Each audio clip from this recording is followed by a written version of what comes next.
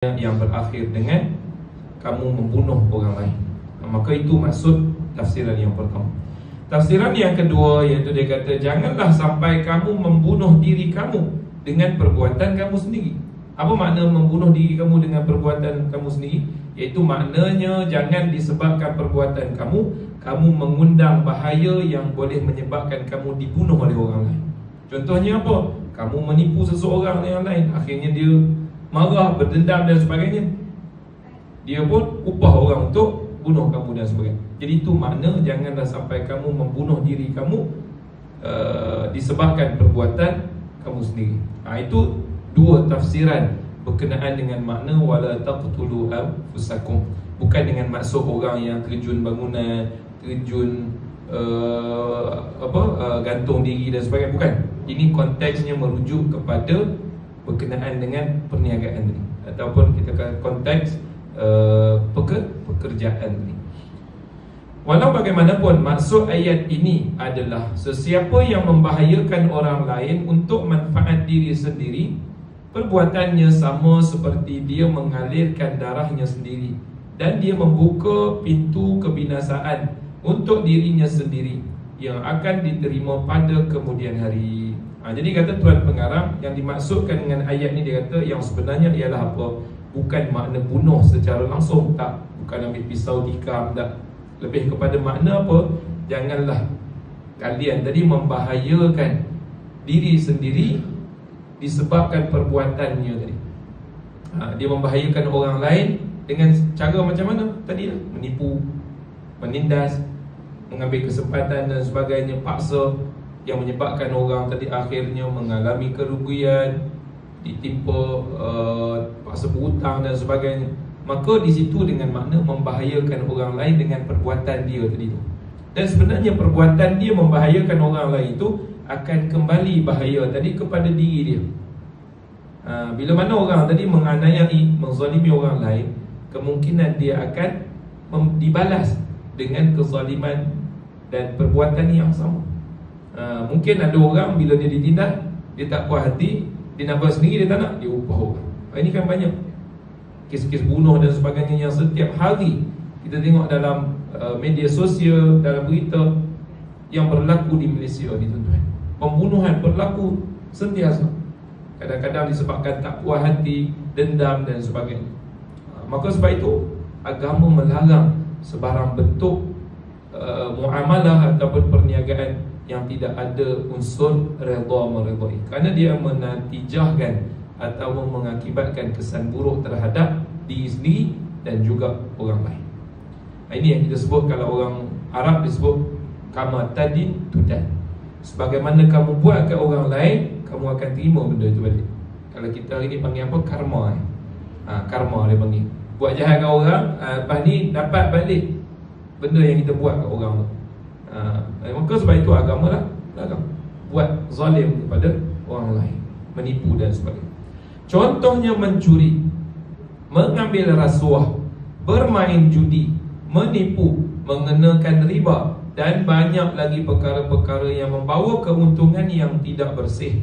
Semuanya mengandungi unsur-unsur yang tidak dibenarkan di dalam Islam. Jadi apa yang Tuan Pengarang tadi disebut ni, ini semua muamalat-muamalat yang akan membinasakan diri dan juga membinasakan orang lain. Jadi itu makna wala taqtulu anfusakum. Bukan dengan makna ambil pisau tikam diri semua, ambil pisau tikam orang lain, tak. Akibat berlakunya perkara tadi disebabkan perbuatan-perbuatan yang dilarang dalam agama, dalam perniagaan dan juga muamalat. Meskipun di dalamnya terdapat syarat redha meredai, tetapi ianya masih memerlukan syarat lain yang disebut oleh firman Allah Subhanahu wa taala, wala taqtulu anfusakum. Maksudnya janganlah kamu membunuh diri kamu. Ini yang saya sebut tadilah. Maknanya walaupun agama tetapkan dalam perniagaan jual beli ada redha meredai, cukuplah. Tetapi syarat itu tak cukup sebenarnya. Itu hanya syarat asas, tak memadai untuk kita kata sesuatu muamalat dan perniagaan halal dengan sebab adanya redha meredai. Sebab saya sebut tadi lah, ada orang dia berjudi, dia redha je dia kalah. Sebab tu kehendak dia nak berjudi. Dia redha, kalau dia menang, dia suka. Dia kalah pun nak buat macam mana dah kalah. Adakah Redha meredai sebegini menjadikan perbuatan judi tadi halal? Tidak. Kerana apa? Ini prinsip dia. Wala taqtulu anfusakum. Jangan kalian membunuh diri kalian, iaitu dengan cara melakukan perbuatan yang dilarang yang menyebabkan mudarat pada diri kalian dan juga kepada orang lain. Itu maksud dia. Wallahu a'lam. Cukuplah sekadar itu untuk malam ni berkenaan dengan kaedah umum dalam soal perniagaan. Dan insya-Allah tuan-tuan, minggu depan kita masuk topik yang baru, yang topik yang mungkin semua orang sukalah. Iaitu apa dia tuan-tuan? Kita masuk dalam bab halal dan haram dalam perkahwinan dan kehidupan berkeluarga. Kita masuk bab yang barulah. Jadi tunggu tuan-tuan. Ni topik yang tuan-tuan semua ternanti-nantikan, insya-Allah. Kita jumpa pada minggu hadapan. Yang baik datang daripada Allah Subhanahu wa taala, kekurangan dan kelemahan daripada diri saya sendiri. Aqulu qawli hadza wa astaghfirullahal azim li wa lakum. Wassalamualaikum warahmatullahi wabarakatuh. Ada soalan? Silakan. Saya nak tanya, bukan beli wang dia. Macam contoh, ada orang tu dia buat satu perusahaan yang haram. Perusahaan yang haram. Contoh, dia bilang dia yang tak semua itu. Contohnya semua itu. Duit tu cukai, kerajaan cukai. Duit cukai tu dia buat dah macam sekolah, dia buat macam hospital, dia buat macam buat semua je kan. Jadi duit tu macam mana cerita? Dari sebelum semua haram dia cukai tadi. Okey, cantik soalan. Bismillahirrahmanirrahim. Jadi soalan Tuan Haji, kita tahu di Malaysia ni praktikal dari segi hukum Islam memang tak dipraktikkanlah undang-undang kita. Cukai dikenakan terhadap syarikat-syarikat judi dan sebagainya, kilang-kilang arak dan sebagainya, semua kena bayar cukai. Jadi masuk kepada kerajaan, dan daripada duit tadilah kerajaan buat jalan, bina hospital, bina sekolah dan juga fasiliti-fasiliti untuk kemaslahatan umum. Maka menurut pandangan para ulama, dalam hal ini sumber yang digunakan tadi untuk buat benda ni, boleh tak kita pergi ke sekolah tadi, kita gunakan hospital tadi, jalan raya dan sebagainya, maka dibenarkan. Dibenarkan. Yang tak dibenarkan daripada sumber haram satu saja, iaitu pembinaan masjid. Pembinaan masjid tak dibenarkan daripada mana-mana sumber haram. Dia mesti sumber tadi datangnya daripada sumber yang halal semata-mata. Ini kalau dalam keadaan diketahui. Contoh datang tokek judi, daripada dia bayar cukai, dia pun datang sebab dia baik orang Islam. Ni aku nak derma pada masjid, 1 juta. Terbeliak mata tu imam dengar 1 juta kan? Nak cari 500,000 je nak renovate, dapat 1 juta. Terima. Tahu dan tu tokek judi, memang sumbernya judi, tak ada sumber yang lain. Tu imam tadi pun terima. Boleh tak tuan-tuan untuk bina masjid? Tak boleh. Tapi kalau dia tadi sumbang tiba-tiba untuk apa dia? Pembinaan jalan raya, pembinaan hospital, pembinaan apa lagi? Sekolah, dibolehkan. Itu ulama kita kata asingkan kategori mana yang dibolehkan, mana yang tak. Bukan menunjuk kata nak menghalalkan perbuatan itu, tak. Hasil yang diberikan. Takkan orang bagi 1 juta nak buang tuan-tuan, tak. Sedangkan dia boleh digunakan untuk maslahah umum. Haram itu hanya bagi dia, sebab dia dapatkan dengan cara yang tak betul. Adapun bila disalurkan untuk maslahah umum, dibolehkan, kecuali pembinaan masjid kerana ada larangan. Ceritanya agama tak membenarkan kita tadi mensia-siakan harta. Ni ambil 1 juta buang, tahu rugilah tuan-tuan. Sedangkan asalnya duit tu halal, cara dia dapat tu yang haram, menjadikan benda tu haram. Bukan duit tu asalnya haram. Sebab itu perbincangan para ulama tentang hari ni, orang yang mempunyai sumber pendapatan daripada harta-harta yang haram, dia buat benda haram lama dah, tiba-tiba dia bertaubat, jadi orang yang baik. Adakah dia kena buang semua harta-harta dia, sumber-sumber yang haram tadi? Kalau ikut pandangan ulama dulu, dia suruh buang di laut, tanam dan sebagainya. Tak boleh sebab semua. Tapi menurut pandangan ulama kontemporari dan sebagian ulama terdahulu, mereka kata harta itu tak perlu dibuang, tapi boleh disalurkan untuk maslahah dan manfaat umum. Yang buang rugi.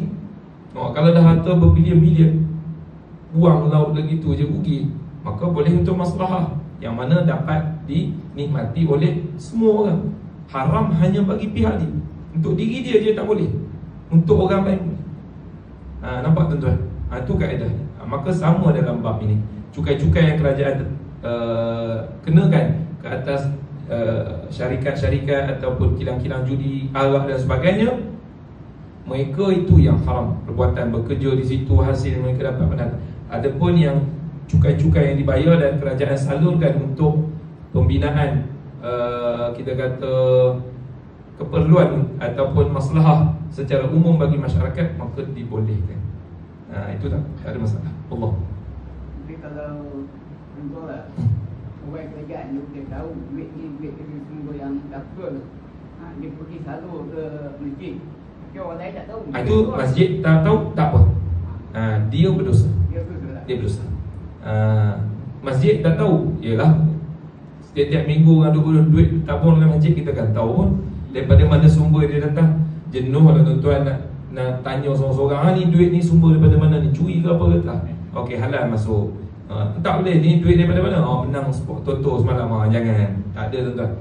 Benda yang di luar daripada pengetahuan, maka itu tak diambil. Yang saya sebutkan tak boleh untuk pembinaan masjid bila tahu sumber itu datang pada sumber haram, diterima juga buat masjid dan sebagainya. Itu yang tak dibenarkan. Wallahualam. Kalau kerja dengan pihak pada tempatan ni macam tak? Kita kerja dengan bandaran, kan dia pakai kedai arak, tulis tahu dalam mawadi juga kan? Itu yang saya sebut tadi. Kerjaan di sini dia bercampur halal dengan haram. Maknanya banyakkan halal lah bandaran dan sebagainya. Tapi ada juga kutip cukai daripada ni dan sebagainya. Sebab apa?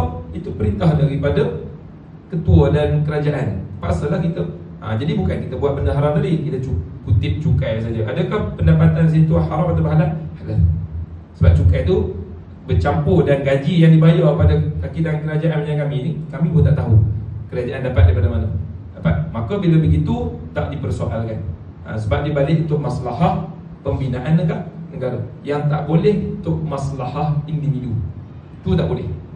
Duit yang rasuah dia nak bersihkan, dia bagi kepada Tok Imam. Tok Imam ambil lah untuk guna kan, untuk pergi haji, umrah dan sebagainya. Ni beli kereta sebiji bulan alik pergi masjid. Itu tak boleh tuan-tuan. Dan dia tahu tak boleh terima. Haram perbuatan tersebut. Allah. Ada lagi soalan? Silakan.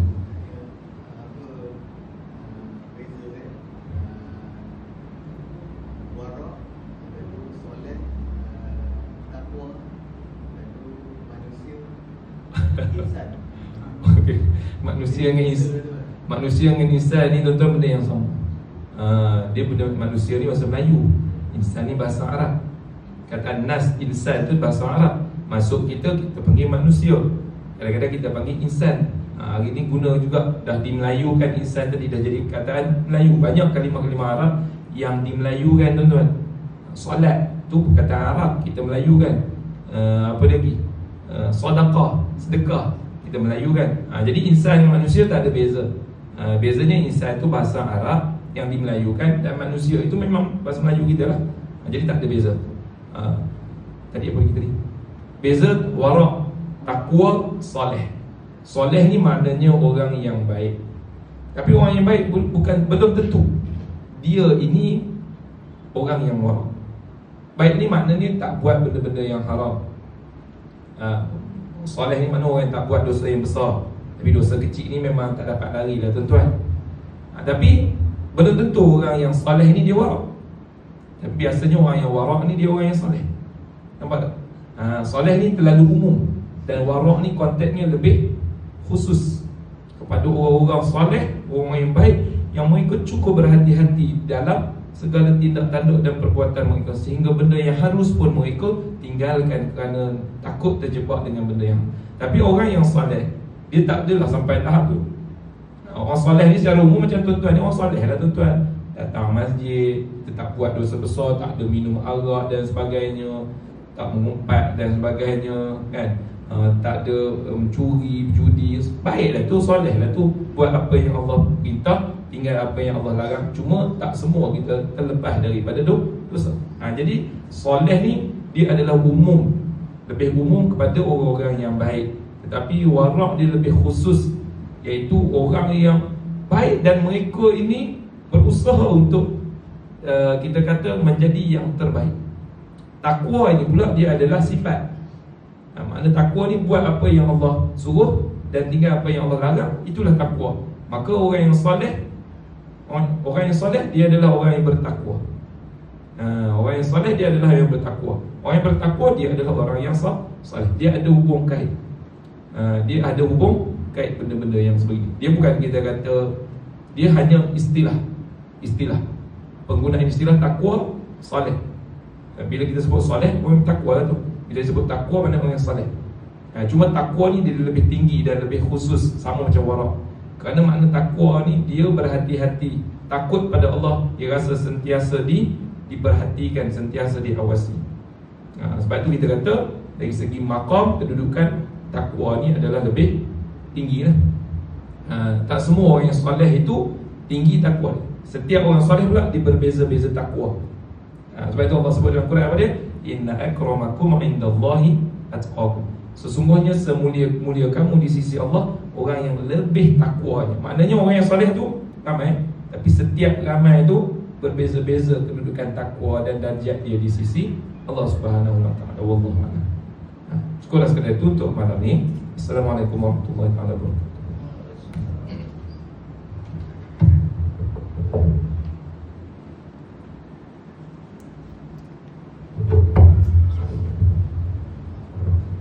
Assalamualaikum warahmatullahi wabarakatuh. Demikianlah tuan-tuan pelajar kita malam ini. Sahabat dan salam. Yang ini pekerjaannya. Tadi yang saya tanya tadi bukan apa-apa, bukan nak pergi orang dan apa. Saya cuma kita nak tahu sama-sama lah kerja itu sebenarnya macam mana ya. Jadi Ustaz kita betah terang dan beri kita ya. Sama juga lah yang lain-lain. Lain tak ada apa-apa. InsyaAllah besok kita ada Ustaz Somar ya. Jadi datang apa-apa ya. Assalamualaikum warahmatullahi wabarakatuh.